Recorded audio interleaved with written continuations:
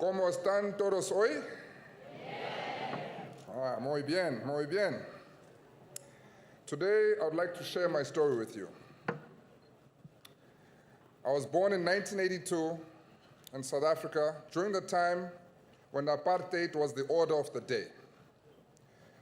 A system so brutal, so vicious. In fact, if the system had to find out a child was born from a mixed-race couple, they would remove that child and put them in a separate area of only mixed-race people with complete strangers. I, unfortunately, or fortunately, was very lucky because I grew up with my grandmother in a small town called Ndaba, just outside of Mthatha. And of course, I was quite sheltered, not understanding the dynamics that were happening at the time. And then one day, my parents came to tell me that we were visiting our grandfather for the first time in jail. And I was 8 years old, so I had a typical image of what jail was like. Concrete bars, security everywhere, dogs everywhere. But when we got there, it was a beautiful house. A house more beautiful than the house I lived in. It had a pool. I never had a swimming pool. There was a VCR. I didn't have a VCR.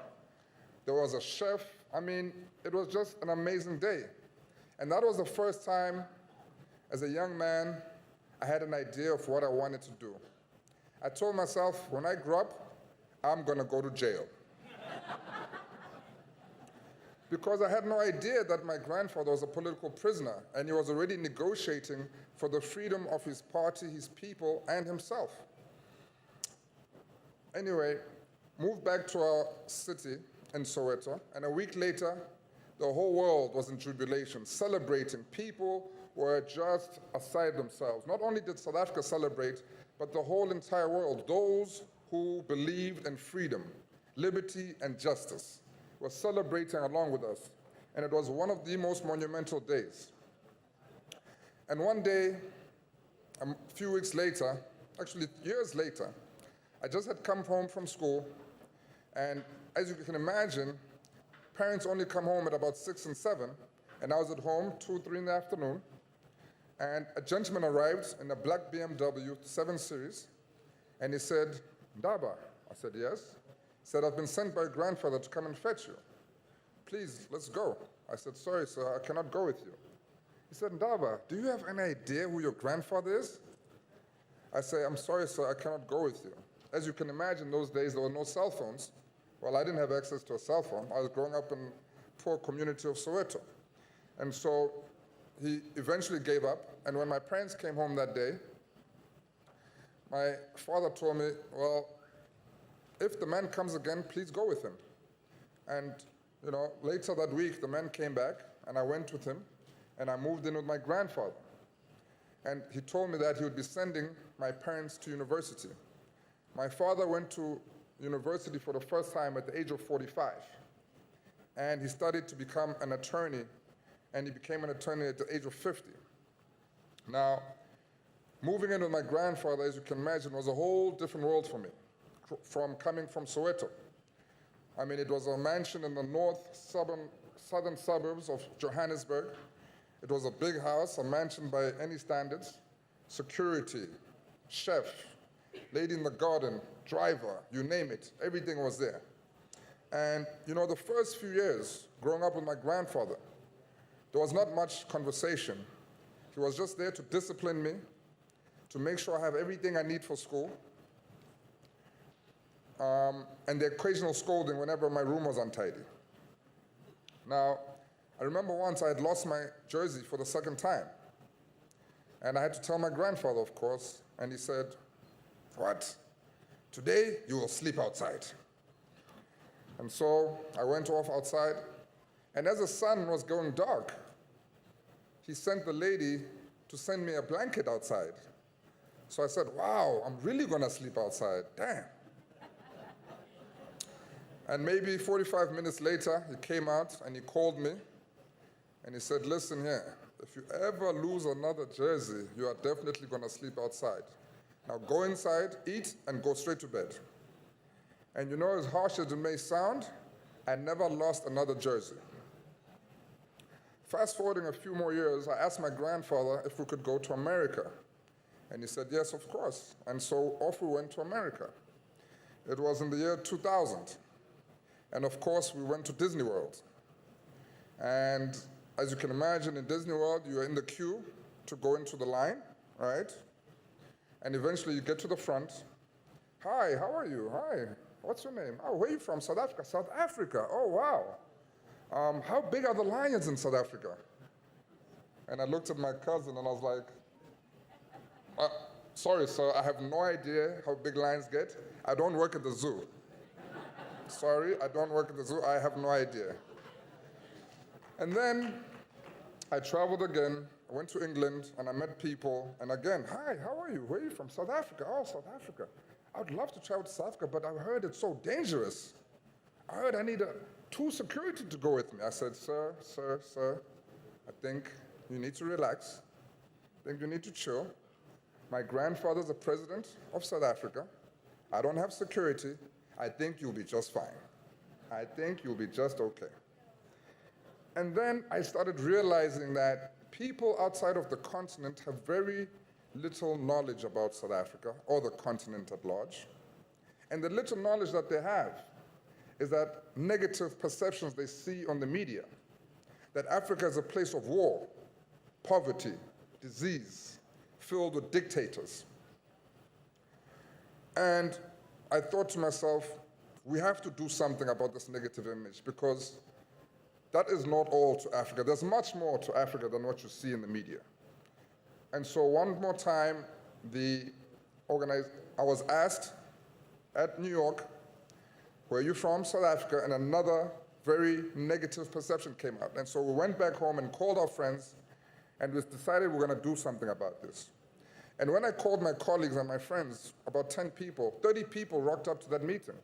And I realized that this was not something special to us alone. This was on the minds of many youth across the continent of Africa. That we as Africans need to start taking control of the narrative that exists on Africa. The narrative that exists cannot be only held by media of CNN, of Sky News and BBC, but it needs to be owned by Africans themselves. And so we started a foundation called Africa Rising. Africa Rising's vision is to be a catalyst in creating and building a new breed of African leaders who will empower the continent from within and make sure that the benefits of the developing nation are being met by the Africans themselves and not multinational corporations that are coming purely to expand their horizons and expand their profit margin. And so we said, as Africa Rising, we want young people to say, I'm an African, I know what it means, and I am proud of it. So through education, entrepreneurship development, technology, and celebrating African culture are the key pillars of our organization. So as far as education and technology is concerned, we have a resource center where we're trying to increase computer literacy in our community. How do we compete on a global scale when children in my village finish high school without even touching a computer? And yet you have kids here in Argentina, in Japan, in America, using computers from the age of 3 years old. So it is my duty, it is my responsibility to make sure I do what I can and give back to my community, to make sure that we are doing what we can to make sure that Africa stands in the rightful place amongst leaders of the world. And so through our organization, we feel that it is time that the African people have a voice where they can live out their dreams and allowed to dream big. You know, a lot of the time you have young people that have a lot of dreams, but they'll think they can only end up as dreams. And I'm here to tell them that they can create these dreams and make them a reality. They can build, they can work on these dreams and make them a reality, ladies and gentlemen.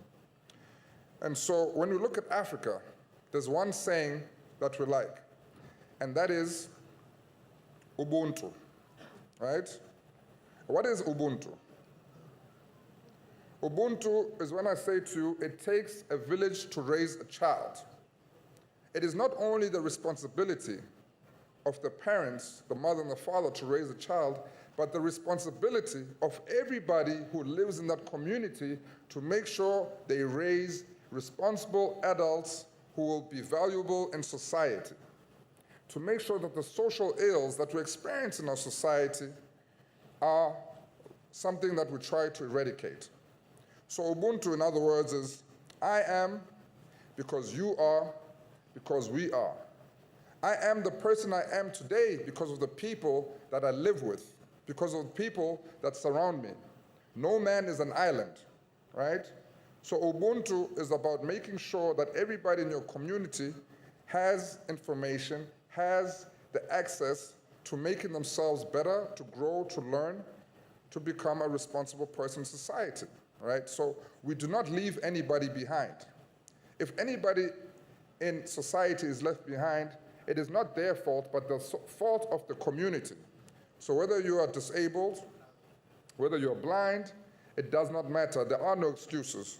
We move as fast as the slowest person in that community. And this is really what I wanted to share to you today. You know, humanity, ladies and gentlemen, we all here share a common humanity, right? So it is our responsibility to make sure that we give each other an opportunity to become and live out our full potential. We all have dreams. Nelson Mandela had a dream. JFK had a dream. Che Guevara had a dream. What is your dream? Right? No matter how old you are, we all have dreams. And I'm here to tell you that we can, working together, achieve our dreams. I'll be very bold right now to ask you all to stand up, just for 1 minute.